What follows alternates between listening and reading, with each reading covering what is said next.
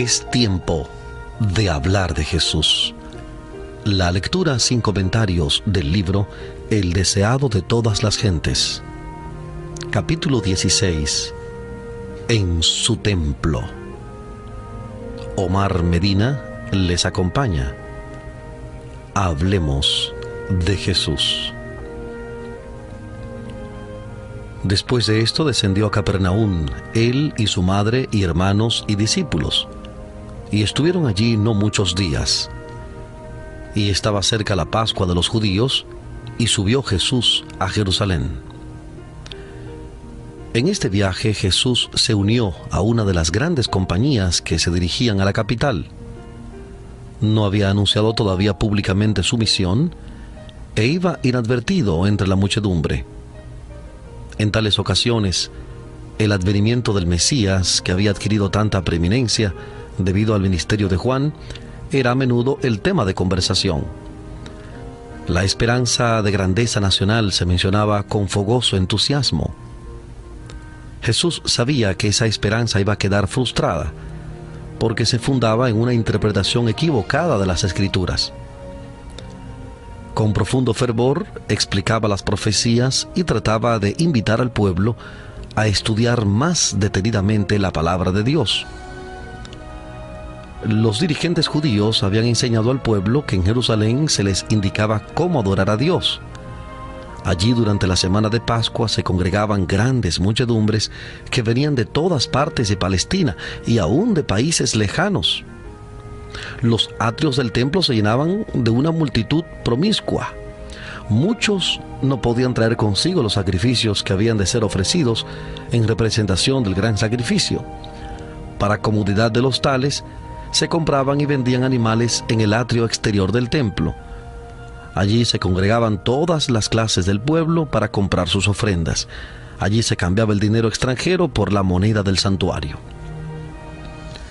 Se requería que cada judío pagase anualmente medio ciclo como el rescate de su persona, como dice Éxodo capítulo 30, versículos 12 al 16, Éxodo 30, 12 al 16. Y el dinero así recolectado se usaba para el sostén del templo. Además de eso, se traían grandes sumas como ofrendas voluntarias que eran depositadas en el tesoro del templo.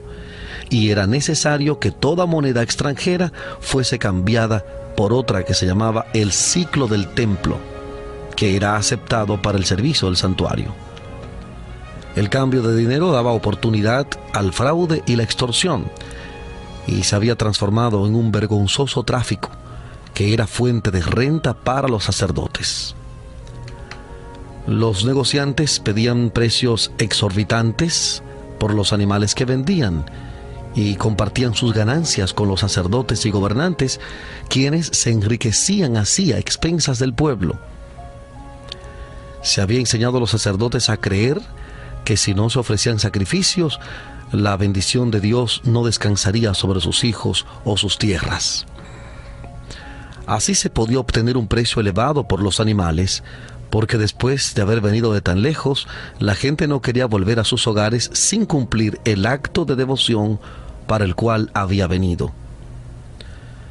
En ocasión de la Pascua se ofrecía gran número de sacrificios y las ventas realizadas en el templo eran muy cuantiosas. La confusión consiguiente daba la impresión de una ruidosa feria de ganado, más bien que del sagrado templo de Dios. Podían oírse voces agudas que regateaban, el mugido del ganado vacuno, los balidos de las ovejas, el arrullo de las palomas, mezclado con el ruido de las monedas y de disputas airadas. La confusión era tanta que perturbaba a los adoradores, y las palabras dirigidas al Altísimo quedaban ahogadas por el tumulto que invadía el templo. Los judíos eran excesivamente orgullosos de su piedad. Se regocijaban de su templo y consideraban como blasfemia cualquier palabra pronunciada contra él.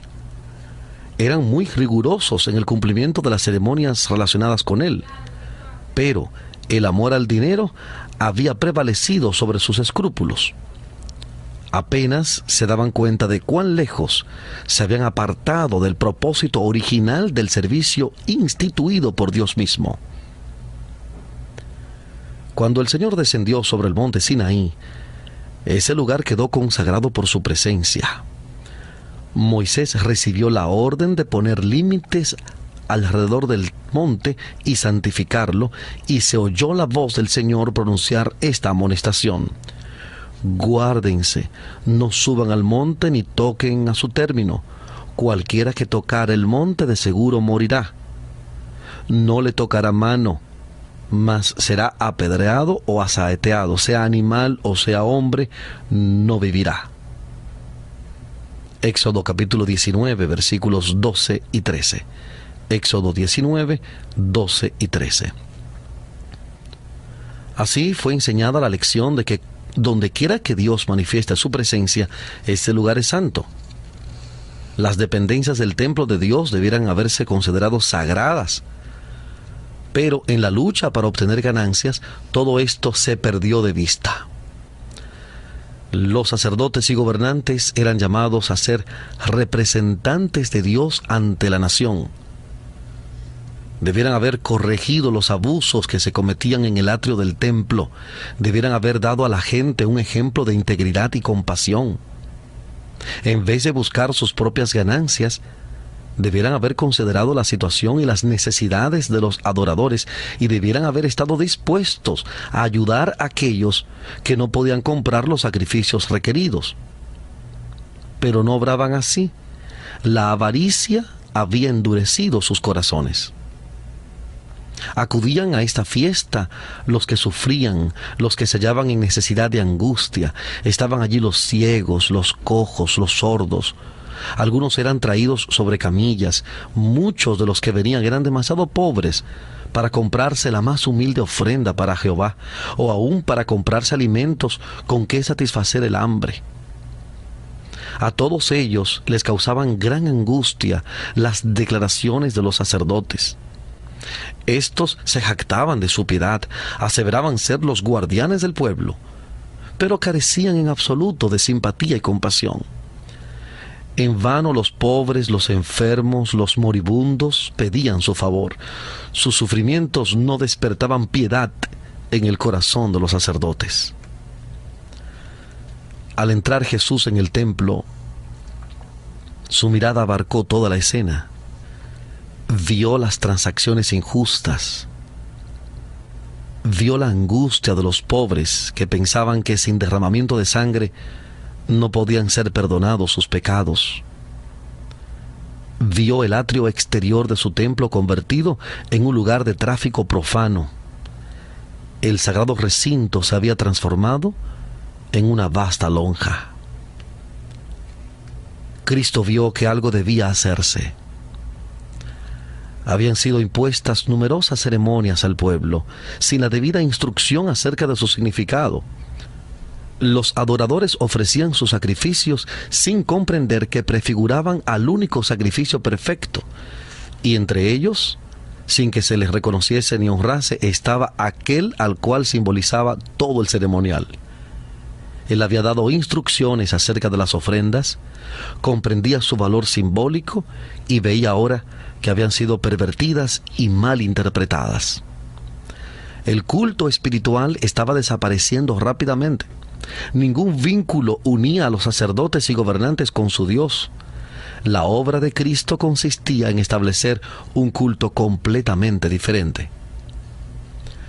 Con mirada escrutadora, Cristo abarcó la escena que se extendía delante de él, mientras estaba de pie sobre las gradas del atrio del templo. Con mirada profética vio lo futuro, abarcando no solo años, sino siglos y edades. Vio cómo los sacerdotes y gobernantes privarían a los menesterosos de su derecho y prohibirían que el evangelio se predicase a los pobres. Vio cómo el amor de Dios sería ocultado de los pecadores y los hombres traficarían con su gracia. Y al contemplar la escena, la indignación, la autoridad y el poder se expresaron en su semblante. La atención de la gente fue atraída hacia él. Los ojos de los que se dedicaban a su tráfico profano se clavaron en su rostro. No podían retraer la mirada. sentían que este hombre leía sus pensamientos más íntimos y descubría sus motivos ocultos. Algunos intentaron esconder la cara, como si en ella estuviesen escritas sus malas acciones, para ser leídas por aquellos ojos escrutadores. La confusión se acalló. Cesó el ruido del tráfico y de los negocios. El silencio se hizo penoso. Un sentimiento de pavor dominó a la asamblea. Fue como si hubiese comparecido ante el tribunal de Dios para responder de sus hechos. Mirando a Cristo, todos vieron la divinidad que fulguraba a través del manto de la humanidad. La majestad del cielo estaba allí, como el juez que se presentará en el día final. Y aunque no la rodeaba esa gloria que la acompañará entonces, tenía el mismo poder de leer el alma. Sus ojos recorrían toda la multitud, posándose en cada uno de los presentes. Su persona parecía elevarse sobre todos con imponente dignidad, y una luz divina iluminaba su rostro. Habló, y su voz clara y penetrante, la misma que sobre el monte Sinaí había proclamado la ley que los sacerdotes y príncipes estaban transgrediendo, se oyó repercutir por las bóvedas del templo: «Quiten de aquí esto, y no hagan la casa de mi padre casa de mercado».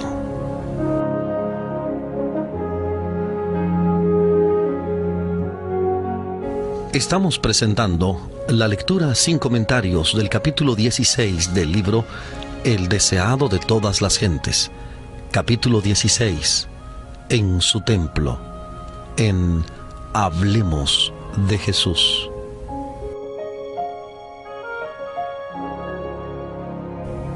Descendiendo lentamente de las gradas y alzando el látigo de cuerdas que había recogido al entrar en el recinto, ordenó a la hueste de traficantes que se apartase de las dependencias del templo. Con un celo y una severidad que nunca manifestó antes, derribó las mesas de los cambiadores. Las monedas cayeron y dejaron oír su sonido metálico en el pavimento de mármol. Nadie pretendió poner en duda su autoridad. Nadie se atrevió a detenerse para recoger las ganancias ilícitas. Jesús no los hirió con el látigo de cuerdas, pero en su mano el sencillo látigo parecía ser una flamígera espada. Los oficiales del templo, los sacerdotes especuladores, los cambiadores y los negociantes en ganado huyeron del lugar con sus ovejas y bueyes, dominados por un solo pensamiento, el de escapar a la condenación de su presencia. El pánico se apoderó de la multitud, que sentía el predominio de su divinidad. Gritos de terror escaparon de centenares de labios pálidos. Aún los discípulos temblaron. Les causaron pavor las palabras y los modales de Jesús, tan diferentes de su conducta común. Recordaron que se había escrito acerca de él: «Me consumió el celo de tu casa». Salmo 69:9. Libro de Salmos, capítulo 69, versículo 9. Pronto la tumultuosa muchedumbre fue alejada del templo del Señor con toda su mercadería. Los atrios quedaron libres de todo tráfico profano, y sobre la escena de confusión descendió un profundo y solemne silencio. La presencia del Señor, que antiguamente santificara el monte, había hecho sagrado el templo levantado en su honor. En la purificación del templo, Jesús anunció su misión como Mesías y comenzó su obra. Aquel templo, erigido para morada de la presencia divina, estaba destinado a ser una lección objetiva para Israel y para el mundo. Desde las edades eternas, había sido el propósito de Dios que todo ser creado, desde el resplandeciente y santo serafín hasta el hombre, fuese un templo para que en él habitase el Creador. A causa del pecado, la humanidad había dejado de ser templo de Dios. Ensombrecido y contaminado por el pecado, el corazón del hombre no revelaba la gloria del ser divino. Pero por la encarnación del Hijo de Dios se cumple el propósito del cielo. Dios mora en la humanidad, y mediante la gracia salvadora el corazón del hombre vuelve a ser su templo.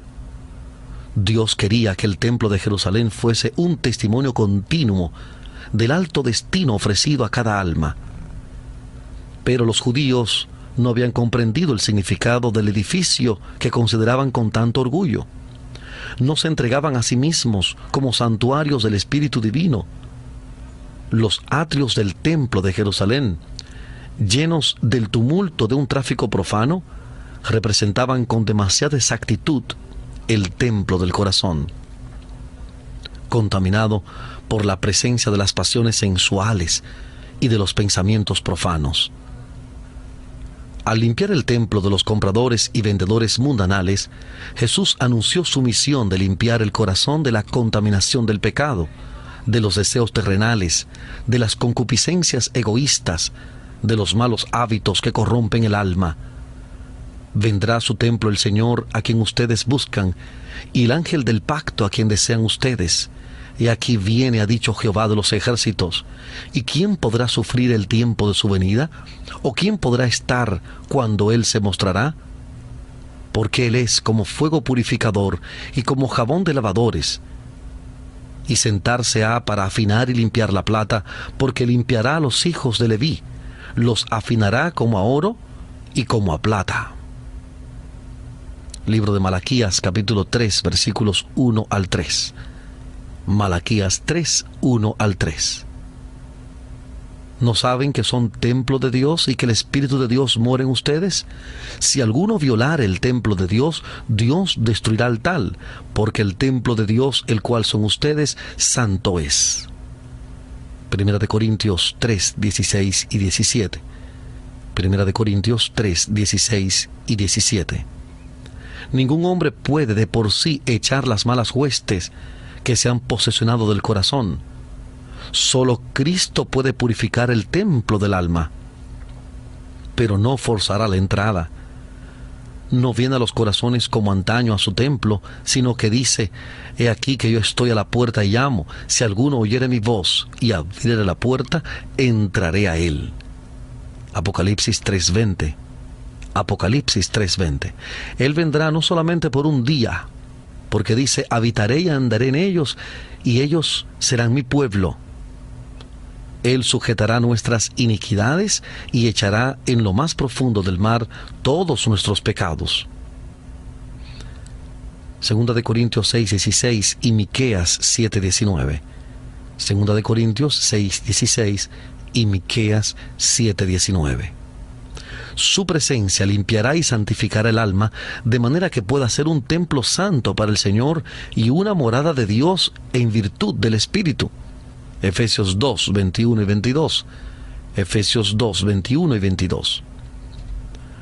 Dominados por el terror, los sacerdotes y príncipes habían huido del atrio del templo y de la mirada escrutadora que leía sus corazones. Mientras huían, se encontraron con otros que se dirigían al templo y les aconsejaron que se devolvieran, diciéndoles lo que habían visto y oído. Cristo miró adelante a los hombres que huían, compadeciéndose de su temor y de su ignorancia de lo que constituía el verdadero culto. En esta escena veía simbolizada la dispersión de toda la nación judía por causa de su maldad e impenitencia. ¿Y por qué huyeron los sacerdotes del templo? ¿Por qué no le hicieron frente? El que les ordenaba que se fuesen era hijo de un carpintero, un pobre Galileo, sin jerarquía ni poder terrenales. ¿Por qué no le resistieron? ¿Por qué abandonaron la ganancia tan mal adquirida y huyeron a la orden de una persona de tan humilde apariencia externa?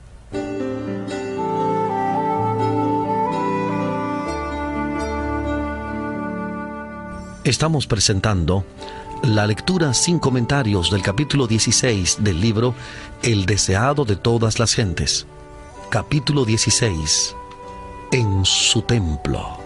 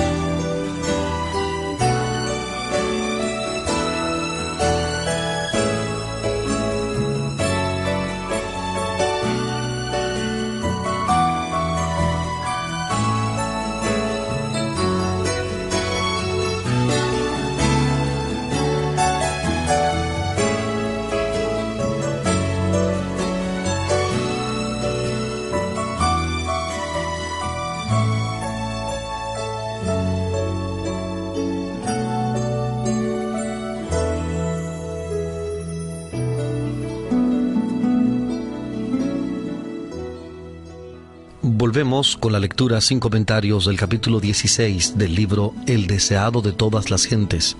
Capítulo 16. En su templo. En Hablemos de Jesús.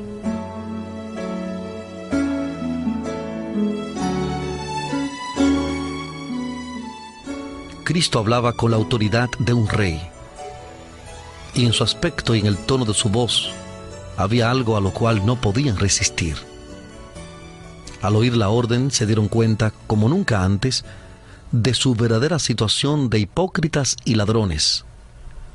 Cuando la divinidad fulguró a través de la humanidad, no solo vieron indignación en el semblante de Cristo, se dieron cuenta del significado de sus palabras. Se sintieron como delante del trono del juez eterno, como oyendo su sentencia para ese tiempo y la eternidad. Por el momento quedaron convencidos de que Cristo era profeta y muchos creyeron que era el Mesías. El Espíritu Santo les recordó vívidamente las declaraciones de los profetas acerca del Cristo. ¿Cederían a esta convicción? No quisieron arrepentirse. Sabían que se había despertado la simpatía de Cristo hacia los pobres. Sabían que ellos habían sido culpables de extorsión en su trato con la gente. Por cuanto Cristo discernía sus pensamientos, le odiaban. Su reprensión en público humillaba su orgullo y sentían celos de su creciente influencia con la gente. Resolvieron desafiarle acerca del poder por el cual los había echado y acerca de quién le había dado esa autoridad. Pensativos, pero con odio en el corazón, volvieron lentamente al templo. Pero ¿qué cambio se había verificado durante su ausencia? Cuando ellos huyeron, los pobres quedaron atrás, y estos estaban ahora mirando a Jesús, cuyo rostro expresaba su amor y simpatía. Con lágrimas en los ojos, decía a los temblorosos que les rodeaban: no teman, yo los libraré, y ustedes me glorificarán. Por esta causa he venido al mundo. La gente se agolpaba en la presencia de Cristo con súplicas urgentes y lastimeras, diciendo: Maestro, bendíceme. Su oído atendía cada clamor. Con una compasión que superaba a la de una madre, se inclinaba sobre los pequeñuelos que sufrían. Todos recibían atención. Cada uno quedaba sano de cualquier enfermedad que tuviera. Los mudos abrían sus labios en alabanzas. Los ciegos contemplaban el rostro de su sanador. El corazón de los dolientes era alegrado. Mientras los sacerdotes y oficiales del templo presenciaban esta obra, qué revelación fueron para ellos los sonidos que llegaban a sus oídos. Los concurrentes relataban la historia del dolor que habían sufrido, de sus esperanzas frustradas, de los días penosos y de las noches de insomnio, y de cómo, cuando parecía haberse apagado la última chispa de esperanza, Cristo los había sanado. La carga era muy pesada, decía uno, pero he encontrado un ayudador. Es el Cristo de Dios, y dedicaré mi vida a su servicio. Había padres que decían a sus hijos: Él salvó su vida, alcen sus voces y alábenle. Las voces de niños y jóvenes, de padres y madres, de amigos y espectadores se unían en agradecimiento y alabanza. La esperanza y la alegría llenaban los corazones, la paz embargaba los ánimos. Estaban sanos de alma y cuerpo, y volvieron a sus casas proclamando por doquiera el amor sin par de Jesús. En ocasión de la crucifixión de Cristo, los que habían sido sanados no se unieron con la turba para clamar: «¡Crucifícale, crucifícale!». Sus simpatías acompañaban a Jesús, porque habían sentido su gran simpatía y su poder admirable.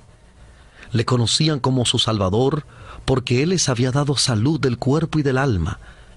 Escucharon la predicación de los apóstoles, y la entrada de la palabra de Dios en su corazón les dio entendimiento. Llegaron a ser agentes de la misericordia de Dios e instrumentos de su salvación. Los que habían huido del atrio del templo volvieron poco a poco después de un tiempo. Habían dominado parcialmente el pánico que se había apoderado de ellos, pero sus rostros expresaban irresolución y timidez. Miraban con asombro las obras de Jesús y quedaron convencidos de que en él se cumplían las profecías concernientes al Mesías. El pecado de la profanación del templo incumbía en gran medida a los sacerdotes. Por arreglo suyo, el atrio había sido transformado en un mercado. La gente era comparativamente inocente. Había quedado impresionada por la autoridad divina de Jesús, pero consideraba suprema la influencia de los sacerdotes y gobernantes. Estos miraban la misión de Cristo como una innovación y ponían en duda su derecho a intervenir en lo que había sido permitido por las autoridades del templo. Se ofendieron porque el tráfico había sido interrumpido y ahogaron las convicciones del Espíritu Santo.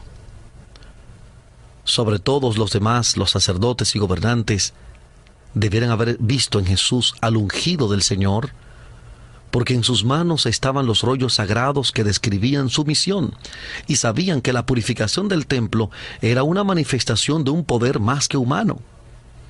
Por mucho que odiasen a Jesús, no lograban librarse del pensamiento de que podía ser un profeta enviado por Dios para restaurar la santidad del templo. Con una deferencia nacida de este temor, fueron a preguntarle: ¿qué señal nos muestras de que haces esto? Jesús les había mostrado una señal. Al hacer penetrar la luz en su corazón y al ejecutar delante de ellos las obras que el Mesías debía ejecutar, les había dado evidencia convincente de su carácter. Cuando le pidieron una señal, les contestó con una parábola y demostró así que discernía su malicia y veía hasta dónde los conduciría. «Destruyan este templo», dijo, «y en 3 días lo levantaré». El sentido de estas palabras era doble. Jesús aludía no solo a la destrucción del templo y del culto judaico, sino a su propia muerte, la destrucción del templo de su cuerpo. Los judíos ya estaban maquinando esto. Cuando los sacerdotes y gobernantes volvieron al templo, se proponían matar a Jesús y librarse del perturbador. Sin embargo, cuando desenmascaró ese designio suyo, no le comprendieron. Al interpretar sus palabras, las aplicaron solamente al templo de Jerusalén y con indignación exclamaron: «En 46 años fue este templo edificado, y tú en 3 días lo levantarás». Les parecía que Jesús había justificado su incredulidad y se confirmaron en su decisión de rechazarle.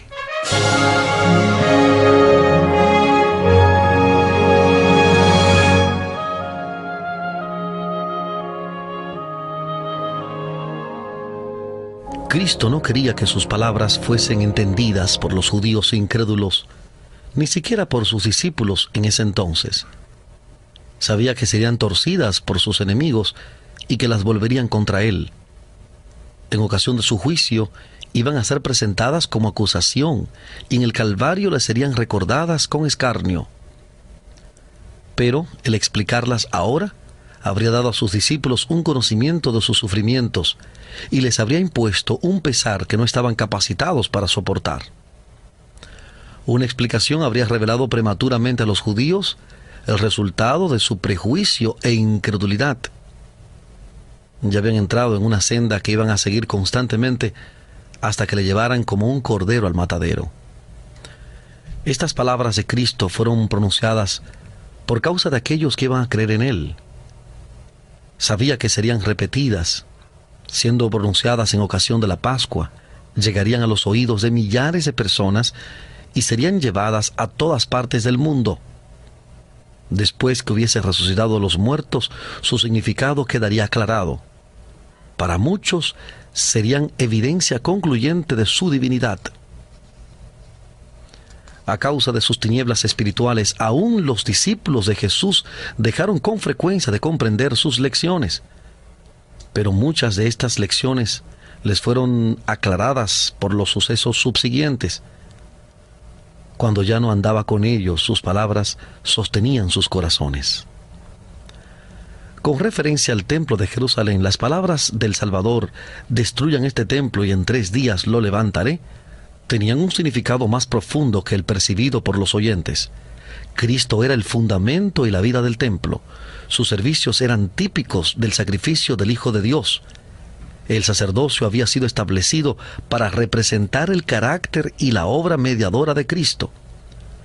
Todo el plan del culto de los sacrificios era una predicción de la muerte del Salvador para redimir al mundo.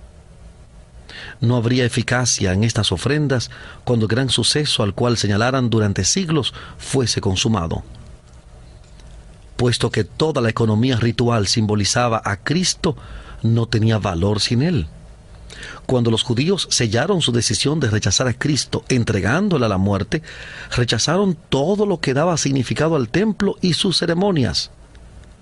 Su carácter sagrado desapareció, quedó condenado a la destrucción. Desde ese día, los sacrificios rituales y las ceremonias relacionadas con ellos dejaron de tener significado. Como la ofrenda de Caín, no expresaban fe en el Salvador. Al dar muerte a Cristo, los judíos destruyeron virtualmente su templo. Cuando Cristo fue crucificado, el velo interior del templo se rasgó en dos de alto a bajo, indicando que el gran sacrificio final había sido hecho y que el sistema de los sacrificios rituales había terminado para siempre. En 3 días lo levantaré. A la muerte del Salvador, las potencias de las tinieblas parecieron prevalecer y se regocijaron de su victoria. Pero del sepulcro abierto de José, Jesús salió vencedor. Despojando a los principados y las potestades, los sacó a la vergüenza en público, triunfando de ellos en sí mismo. Colosenses 2:15. Colosenses 2:15. En virtud de su muerte y resurrección, pasó a ser ministro del santuario y de aquel verdadero tabernáculo que el Señor asentó y no hombre. Hebreos 8:2. Hebreos 8:2. Los hombres habían construido el tabernáculo y luego el templo de los judíos, pero el santuario celestial, del cual el terrenal era una figura, no fue construido por arquitecto humano. He aquí el varón cuyo nombre es Vástago. Él edificará el templo de Jehová, y él llevará gloria, y se sentará y dominará en su trono, y será sacerdote en su solio. Zacarías 6:12 y 13. Zacarías 6:12 y 13. El ceremonial de los sacerdotes que había señalado a Cristo pasó, pero los ojos de los hombres fueron dirigidos al verdadero sacrificio por los pecados del mundo. Cesó el sacerdocio terrenal, pero miramos a Jesús, mediador del nuevo pacto, y a la sangre del esparcimiento que habla mejor que la de Abel. Aún no estaba descubierto el camino para el santuario, entre tanto que el primer tabernáculo estuviese en pie. Mas estando ya presente Cristo, pontífice de los bienes que habían de venir, por el más amplio y más perfecto tabernáculo no hecho de manos, por su propia sangre entró una sola vez en el santuario, habiendo obtenido eterna redención. Hebreos capítulo 12, versículo 24, Hebreos 12, 24 y 9, 8 al 12, y Hebreos 9, 8 al 12. Por lo cual puede también salvar eternamente a los que por él se llegan a Dios, viviendo siempre para interceder por ellos. Hebreos capítulo 7, versículo 25. Hebreos 7, 25. Aunque el ministerio había de ser trasladado del templo terrenal al celestial, aunque el santuario y nuestro gran sumo sacerdote fuesen invisibles para los ojos humanos, los discípulos no habían de sufrir pérdida por ello.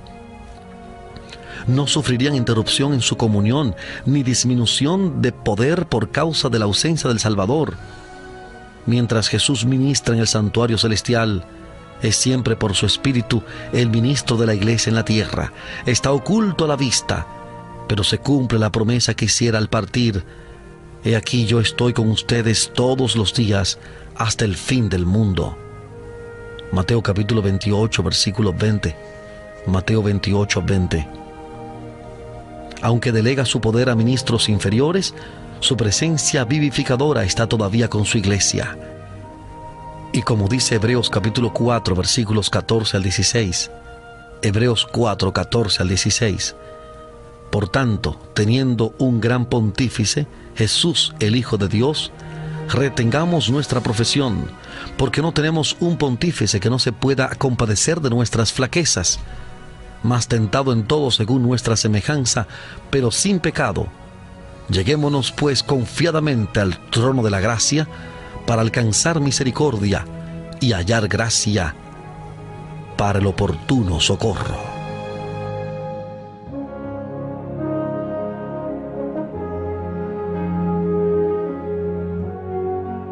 Hemos presentado la lectura sin comentarios del capítulo 16 del libro El deseado de todas las gentes, capítulo 16, en su templo, en Hablemos de Jesús.